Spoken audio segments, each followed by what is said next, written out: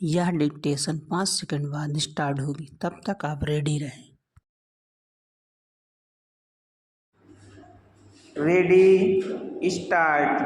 अध्यक्ष महोदय, मैं कल कह रहा था कि वित्त मंत्री जी ने जिस संदर्भ में यह बजट प्रस्तुत किया है और जिन परिस्थितियों की पृष्ठभूमि में वित्त मंत्री का भार संभाला है, उस दृष्टिकोण से यदि इस बजट को देखें तो हम इस परिणाम पर पहुँचेंगे कि वित्त मंत्री जी ने निश्चित तौर पर ऐसा काम किया है जिसके लिए वे धन्यवाद के पात्र हैं। उन्होंने देश की अर्थव्यवस्था को सुधारने को लेकर उसमें सफलता प्राप्त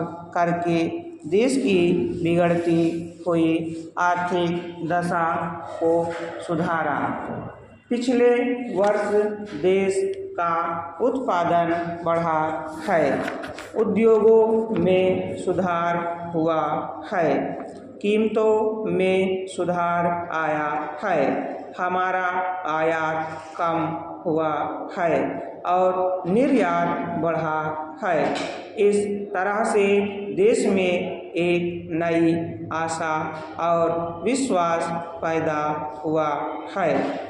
इस वर्ष के बजट द्वारा भी उन्होंने पिछले वर्ष के कार्यक्रम को जारी रखने की कोशिश करने का प्रयास किया है।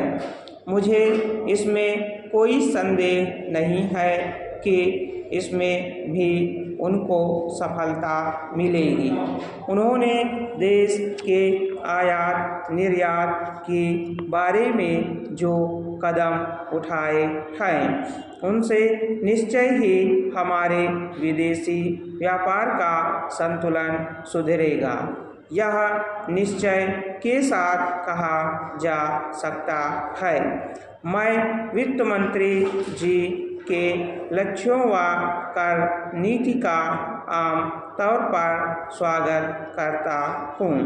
यद्यपि मैं मानता हूँ कि इस कर व्यवस्था के द्वारा मध्य वर्ग पर बोझा पड़ेगा, परंतु इस देश में हमें पंचवर्षीय योजनाओं को जारी रखना है। इसलिए उस संदर्भ में हमें आर्थिक साधन जुटाने पड़ेंगे और ऐसी दशा में जो लोग इस देश में ऐसी स्थिति में हैं, जो कष्ट उठाकर के भी कुछ दे सकते हैं, उनको देश के लिए देना ही पड़ेगा।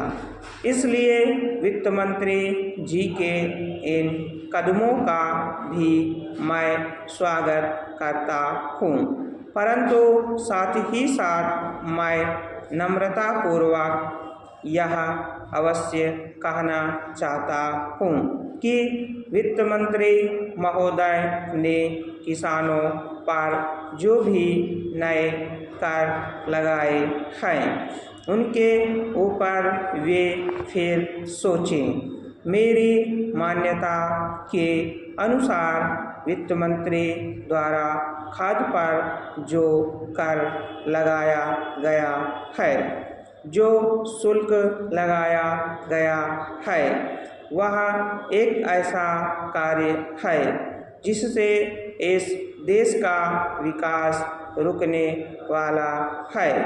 उन्होंने अपने बजट भाषण की भूमिका में कृषि संबंधी कच्चे माल के उत्पादन के लिए पूंजी लगाने की आवश्यकता पर जोर दिया है।